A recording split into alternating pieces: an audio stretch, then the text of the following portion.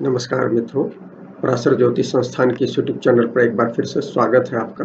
मैं हूं पवन कुमार सिंह। मित्रों, आज जो है 15 और 16 मई को जो चंद्र ग्रहण हो रहा है, total solar Eclipse, lunar Eclipse जो हो रहा है, खग्रास चंद्र ग्रहण, वो जो भारत में नहीं देखा जाएगा लेकिन दुनिया के बहुत सारे हिस्सों में देखा जाएगा, उस पर हम आज चर्चा करने जा रहे हैं।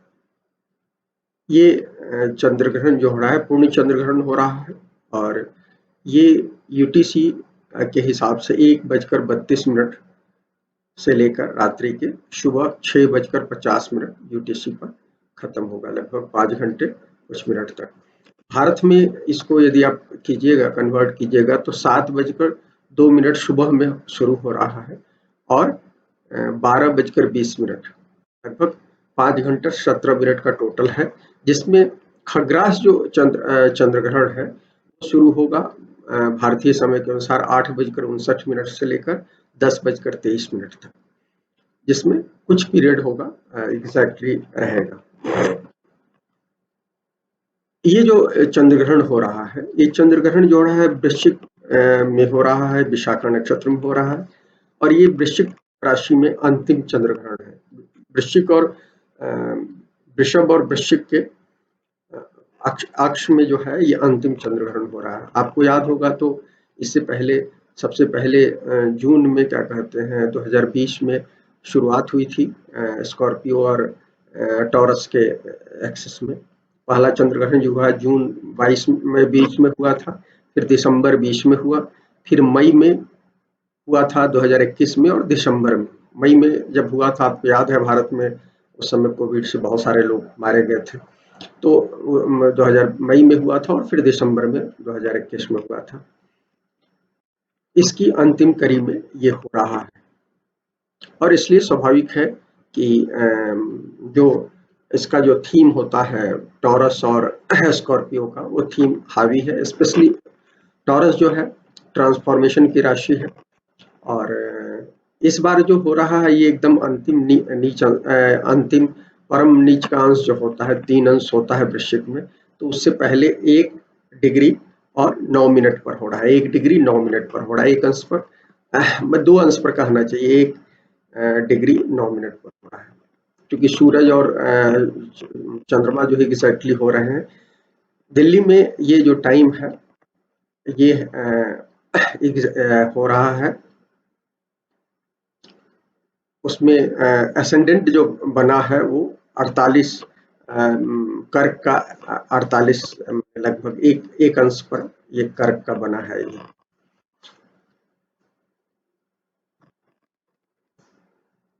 इस समय विशाखा नक्षत्र के अंतिम चरण में एक अंश और 9 मिनट पर ये हो रहा है।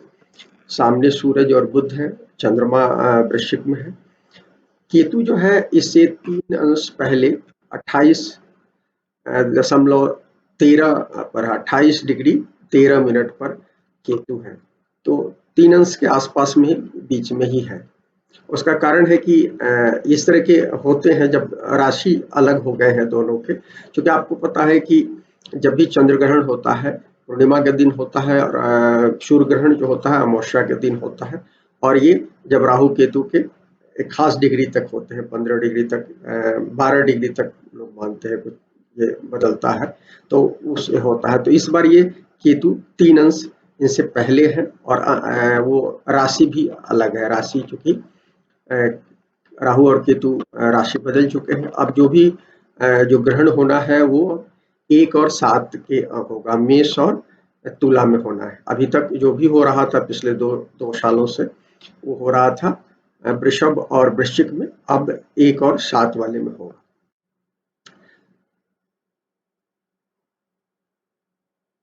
हमने आपको बताया कि विशाखा के विशाखा नक्षत्र के अंतिम चरण में वृश्चिक के 1 डिग्री 9 मिनट पर है। केतु इससे पहले तुला में 28.13 पर है और सामने वृषभ राशि में कृतिका नक्षत्र के दूसरे चरण में सूरज 1 डिग्री 9 पर है और उनके साथ मरकरी जो है 9 डिग्री 28 मिनट पर है, वक्री स्थिति में है। और क्योंकि सूरज से इसमें है 10 डिग्री के भीतर ही है, इसका 12 और 14 का मान होता है। तो ये इसलिए ये अस्त भी है, माने मरकरी न केवल रेट्रोग्रेड है, वक्री है, बल्कि अस्त भी है। इस चंद्रमा पर आप ये जो कुंडली बनी है, कर्क लग्न की कुंडली बनी है और वर्गोत्तम कुंडली है, इसलिए कि लग्न भी इसका है, कर्क का है, और नवांश भी कर्क का है, और नवांश में चंद्रमा जो है लग्न में ही बैठे हैं। यहाँ 5वें घर में है, कर्क की कुंडली में वृश्चिक जो है 5वां घर होता है, तो चंद्रमा 1 डिग्री 9 अंश मिनट पर बैठे हैं 5वें घर में, और वहां नवांश में पहले घर में बैठे हैं कर्क में। चूंकि वो वृश्चिक के चौथे चरण में हो रहे हैं, तो कर्क का नवांश होता है, इसलिए इस पर तो इस चंद्रमा पर जो 5वें भाव में बैठे हैं, 9वें भाव में जुपिटर मीन में बैठे हुए हैं और वीनस भी बैठे हुए हैं उनके साथ। तो गुरु और शुक्र की, तो गुरु की 9वीं दृष्टि आ रही है। गुरु विशाखा का स्वामी भी होते हैं, विषोत्री दशा क्रम में आपको पता है। तो गुरु की दृष्टि है, 9वीं दृष्टि आ रही है। एक अच्छी चीज है कि नक्षत्र स्वामी की दृष्टि मूल को हो रही, और साथ में उच्च के शुक्र उनके साथ बैठे हैं, तो 2 शुभ ग्रहों की दृष्टि आ रही है। लेकिन साथ में 8वें भाव में जो है, इस कुंडली के 8वें भाव में, मैंने कर्क लग्न की कुंडली में 8वें भाव 11 नंबर राशि में शनि बैठे हुए हैं। शनि अभी 1 अंश पर है, मैंने 0.47 मिनट पर है, तो वो 1 अंश पर माना जाएगा। तो शनि जो है, तो शनि की दृष्टि आ रही है, और ये ज्यादा नजदीकी दृष्टि है। गुरु 6:51 पर है, तो गुरु लगभग 5 अंश से थोड़े से ज्यादा से दृष्टि दे रहे हैं चंद्रमा को, जबकि शनि जो है एक माने एकदम 1 अंश से दृष्टि दे रहे हैं। तो शनि का पूरा प्रभाव दिख रहा है, और 5 डिग्री के अंतर पर गुरु का भी दिख रहा है। तो गुरु और शनि की दृष्टि है, तो डबल दृष्टि जो बोलते हैं, गुरु और शनि की जब दृष्टि होती है किसी भी ग्रह पर, तो वो विकास को बताता है। और इस समय शनि जो कुंभ में है, तो वो निश्चित रूप से कंक्रीट विकास अपनी राशि में बैठे हुए हैं, तो ग्रोथ को बता रहे हैं। और उसमें जुपिटर की भी दृष्टि हो रही है, जुपिटर अपने घर में बैठे हुए हैं, शुक्र का सानिध्य है।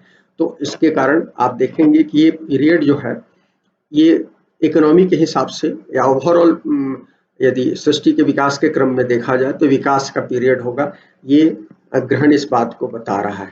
इसका परिणाम क्या होगा कि दुनिया भर में विकास का शुरुआत हो जाएगी, और जिन देशों में ये देखा जाएगा, तो आपको पता है कि ये अमेरिका में देखा जाना, अमेरिका के कई शहरों में मैं देख रहा था कि अमेरिका के Washington, Los Angeles, New York, Chicago और भी कई बड़े शहरों का नाम था कि वहाँ देखा जाएगा। मैंने अमेरिका में देखा जाना है, पूर्ण चंद्रग्रहण देखा जाना है। उत्तरी अमेरिका के बहुत सारे हिस्सों में देखा जा रहा है, अर्जेंटीना में देखा जा रहा है, वियना में देखा जा रहा है, और दक्षिण अफ्रीका में देखा जाएगा, अफ्रीकन कुछ हिस्से में देखा जाएगा।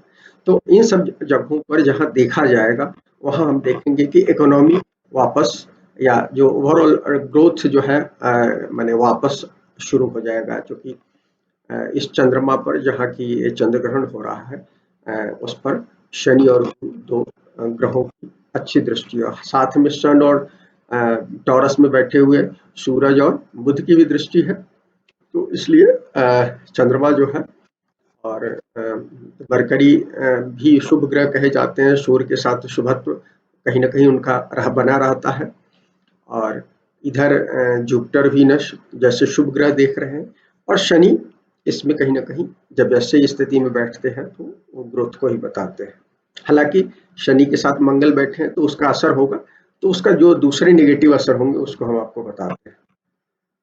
तो इन जगहों पर जहाँ जहाँ ये देखा जाएगा, वाशिंगटन, लॉस एंजल्स, न्यूयॉर्क, जैसे ये मैड्रिड, स्पेन की राजधानी मैड्रिड में देखा जाएगा, लंदन में देखा जाएगा, इटली में देखा जाएगा, रोम में देखा जाएगा, पेरिस में देखा जाएगा, ब्यूनस आयर्स अर्जेंटीना की राजधानी में देखा जाएगा। तो इन सब जगहों पर ये देखा जा रहा है। इसी तरह से हमने देखा था दक्षिण अफ्रीका की राजधानी जो है जोहान्सबर्ग है, वहाँ भी देखा जाएगा। तो इन सब जगहों पर निश्चित रूप से आप देखेंगे कि इकोनॉमी बेहतर होगी, कहीं ना कहीं ये ग्रोथ होगा। लेकिन चूंकि अब ये वृश्चिक में हो रहा है, तो ग्रोथ का पैटर्न उसी तरह का होगा, ट्रांसफॉर्मेटिव होगा, कहीं ना कहीं कुछ ट्रांसफॉर्मेशन के साथ होगा। ऐसा नहीं होगा कि अवनुगु डेवलपमेंट नहीं होगा। तो ये एक चीज कर सकते हैं, लेकिन डेवलपमेंट निश्चित रूप से अर्थव्यवस्था में विकास होने जा रहा है। क्योंकि शनि की जो दृष्टि है, शनि की 10वीं दृष्टि है 11 नंबर से, वो वृश्चिक उनके लिए 11 नंबर की कुंडली में वृश्चिक जो होता है 10वां घर होता है, तो 10वीं दृष्टि से देख रहे हैं और अंशात्मक दे रहे हैं। तो और 10वीं दृष्टि होती है कंक्रीट डेवलपमेंट को बताता है, तो कंक्रीट डेवलपमेंट क्लियर कट इस पीरियड में, इसके बाद आप देखेंगे। इसके अलावा वर्गोत्तम कर्क लग्न है, हमने बताया कि कर्क लग्न है और कर्क नवांश भी है, और चंद्रमा पहले यहाँ वृश्चिक में बैठा है, 5वें घर में बैठा है, और नवांश में अब वो लग्न में बैठा है। तो दोनों जलीय राशि होती है। कर्क भी, आपको जलीय राशि के बारे में पता है कि कर्क, वृश्चिक और मीन ये सब जलीय राशि है, और इसका प्रभाव भी इन इन पर, जैसे गुरु और शुक्र जो है वो मीन में बैठे हैं, तो ये भी जलीय राशि है, तो इसका प्रभाव चंद्रमा पर आ रहा है। तो कहीं ना कहीं भावनात्मक चीजों का बहुत ज्यादा डेवलपमेंट होगा और जलीय चीजों का प्रभाव होगा। तो हम मौसम के संदर्भ में बात करेंगे तो आपको बताएंगे कि कहीं ना कहीं जुपिटर और वीनस जैसे ग्रह, और साथ का मंगल, जब एक दिन के बाद, जब ये ग्रहण हो रहा है उसके एक दिन के बाद मंगल जो है मीन में आ जाएंगे। कुंभ में अंतिम अंश पर है, 29:47 पर है शायद, तो वो निकलेंगे और आ जाएंगे, तुरंत आ जाएंगे यहाँ मीन में।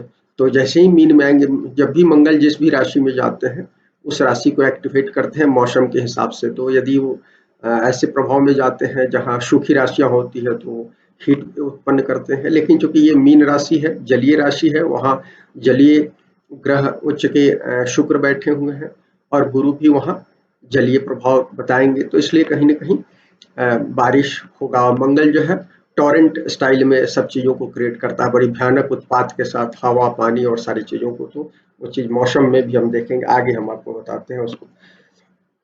तो बरकोत्तम कर्क लग्न में होने वाले इस पूर्ण चंद्र ग्रहण का स्वामी चंद्र जो है परम नीच अंश में बैठा हुआ है और नवांश में जलीय राशि कर्क में स्थित है। इसलिए चंद्र ग्रहण से प्रभावित लोग और देश सब जगह बड़े नाटकीय घटनाक्रम होंगे। क्योंकि उसके पीछे और भी बताता हूँ, क्योंकि चंद्र का राशि स्वामी मंगल भी जो है वो राशि संधि में 11 नंबर में बैठा है, क्योंकि वो निकल करेगा। हमने बताया ना कि 29:47 पर है, निकलने ही वाला है, 15 लगभग 13 मिनट बाकी है उसको निकलने से वहां से।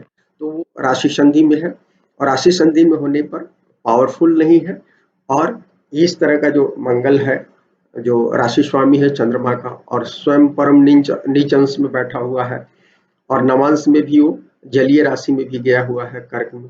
तो इसलिए कहीं ना कहीं एक अति नाटकीय भावनात्मक चीजों को क्रिएट करेगा। तो भावनात्मक क्रिएट होने से क्या होगा, देखिएगा क्या है, व्यक्ति के कुंडलियों में आप देखिएगा जिन लोगों की कुंडलियों में ये प्रभावित करेगा, स्पेशली इसमें ध्यान रखिए सभी राशियों को लगभग ये प्रभावित करेगा कमोवेश, लेकिन उन लोगों को ज्यादा प्रभावित करेगा जिन लोगों का चंद्रमा खराब हुआ है, केतु से प्रभावित हो, राहु से प्रभावित हो, चंद्रमा राशि संधि में बैठा हुआ हो, चंद्रमा नीच का बैठा हो, ऐसे लोगों की कुंडलियों में स्पेशली बहुत ज्यादा प्रभावित होगा। और अभी स्पेशली यदि इस चंद्र ग्रहण की बात करें तो आप देखें कि जो लोग वृश्चिक और वृषभ वाले स्थिति में होंगे और एक अंश के आसपास में 4 डिग्री आसपास, 4 से 5 डिग्री आसपास में यदि है विशाखा या कृतिका में, तो निश्चित रूप से आप कह सकते हैं ऐसे लोग निश्चित रूप से इस चंद्र ग्रहण से प्रभावित होंगे, निगेटिवली प्रभावित होने के चांसेस ये है।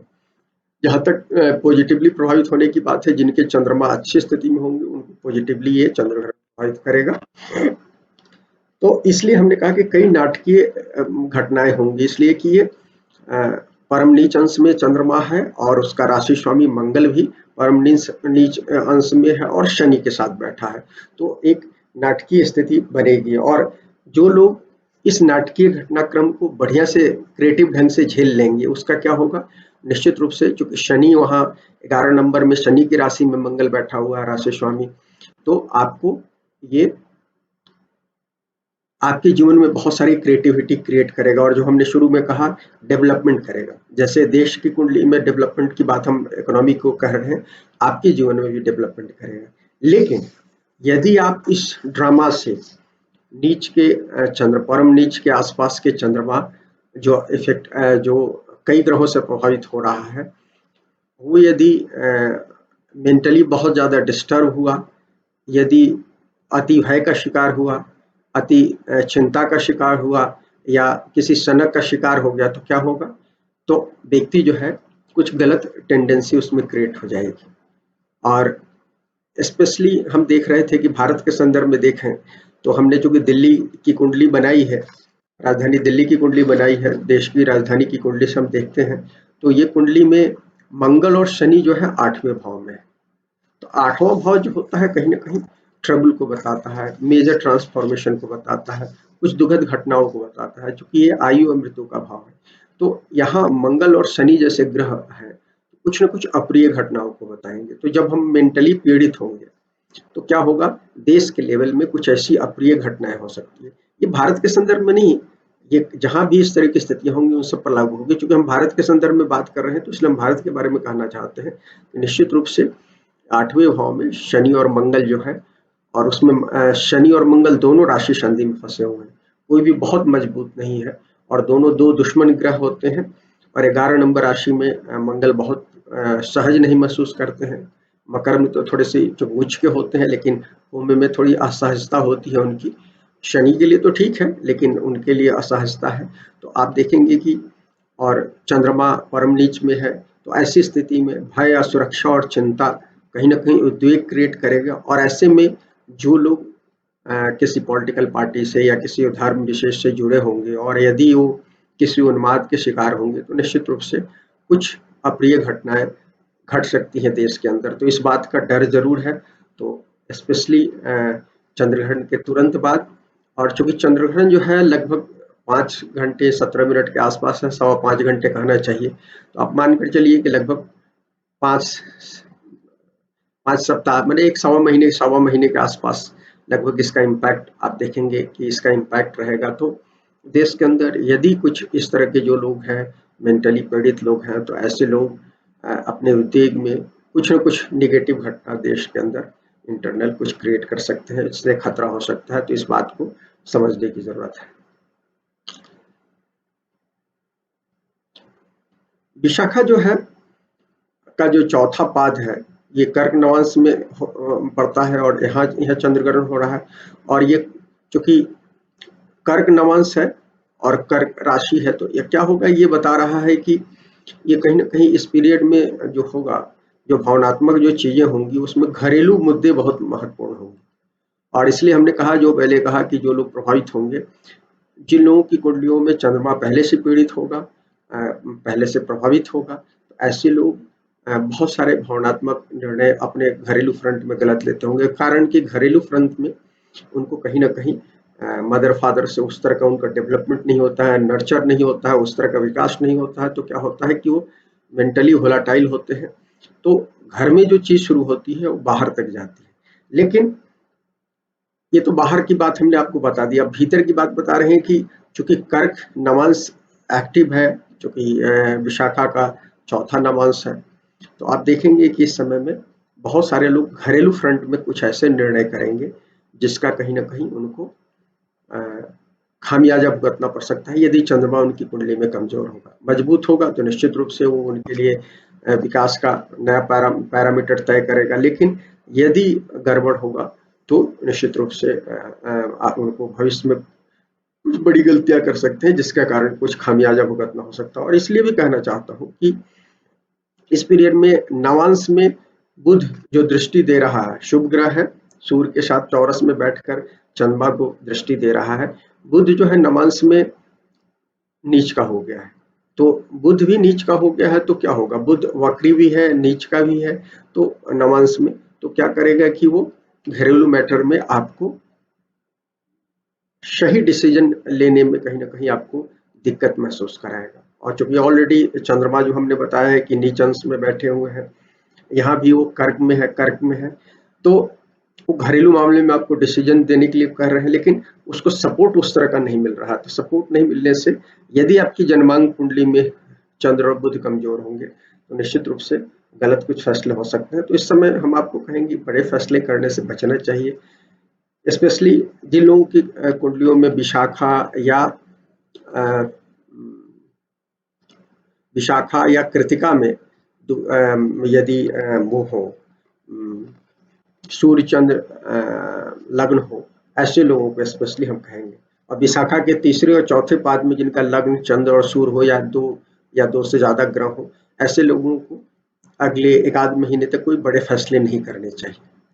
मतलब यदि आपका वृश्चिक में, यदि वृश्चिक राशि में शुरुआती 5 अंश तक हो, और हम आपको कहेंगे पीछे तुला में भी यदि आपको लगभग 25 के बाद 25-26 डिग्री के बाद का यदि अंश हो, तो आपको एक आध महीने बड़े डिसीजन नहीं लेने चाहिए। और अभी फिलहाल 2-3 दिन तक 15, 16, 17 तक ट्रैवल वगैरह से बचना चाहिए। कोई भी बड़े निर्णय नहीं करने चाहिए। स्पेशली 2-3 दिन तो निश्चित नहीं कीजिए, क्योंकि इसका इम्पैक्ट आपको ज़्यादा दिखाई पड़ेगा। एक और चीज़ कहना चाहते हैं कि मौसम की जो बात कर रहे थे कि मंगल का अपना एक नेचर होता है। मंगल जब राशि परिवर्तन करता है, नक्षत्र परिवर्तन करता है, तो मौसम को उसका इम्पैक्ट होता है। इस बार मंगल जो है चेंज कर रहा है एक तुरंत बाद, मैंने 16 को देर शाम में करेगा। तो मंगल जब बदलाव करेगा मीन में आएगा, और मीन में, और मंगल जहां जाता है जिस तरह के प्रभाव में जाता है उस तरह से एक्ट करता है। तो मीन में जा रहा है, जलीय राशि है, और वहां शुक्र बैठे हुए हैं, उच्च के शुक्र बैठे हुए जलीय ग्रह होते हैं। तो यहाँ जल की मात्रा दिख रही है। उधर वृश्चिक में जहां चंद्रग्रहण हुआ है, वहां गुरु और शुक्र का प्रभाव जा रहा है। तो आप देखेंगे कि जल की मात्रा दिख रही है सब जगह से। तो ये मंगल जो जब आएंगे, तो इसके बाद आप देखेंगे मौसम में बड़े परिवर्तन होंगे। स्पेशली जिन भागों में चंद्रग्रहण देखा जाएगा, उन भागों में बड़े पैमाने पर मौसमी उठापटक होगा, और वो जलीय चीजें होंगी। एक और खास बात हम देख रहे थे, ये जो चंद्रग्रहण हो रहा है, ये जो है, ये जो अधिकांश है अटलांटिक महासागर में हो रहा है। लगभग टोटल अटलांटिक महासागर के ऊपर में चंद्रग्रहण का क्षेत्र दिख रहा था।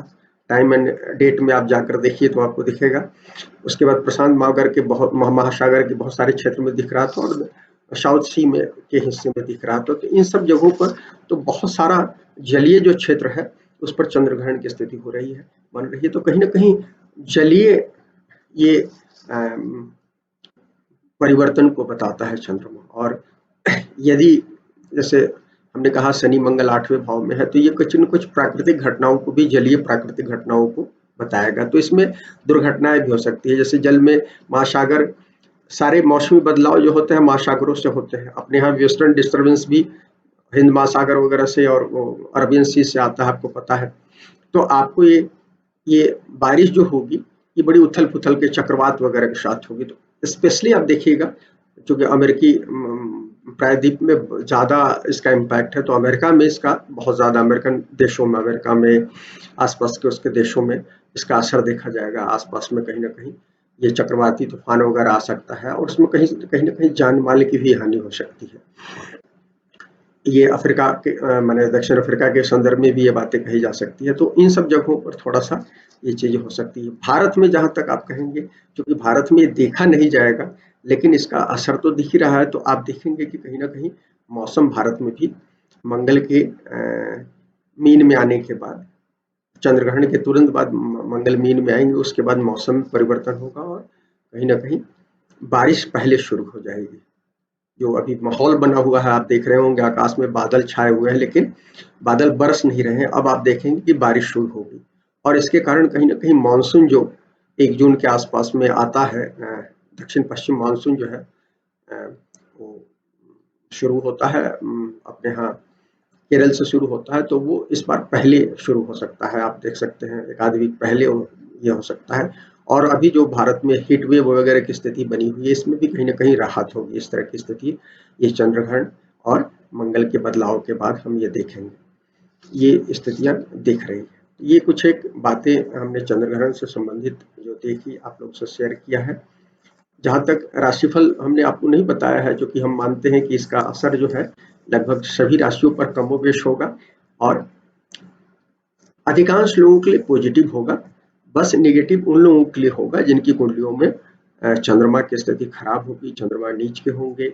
अभी क्या कहते हैं, जो लोग जिनकी दशा भुक्ति खराब चल रही है, ऐसे लोगों को विशेष रूप से सतर्क रहना चाहिए। स्पेशली 15, 16 और 17 को कोई भी डिसीजन लेना, बाहर निकलना, इन सब चीज़ों से बचना चाहिए।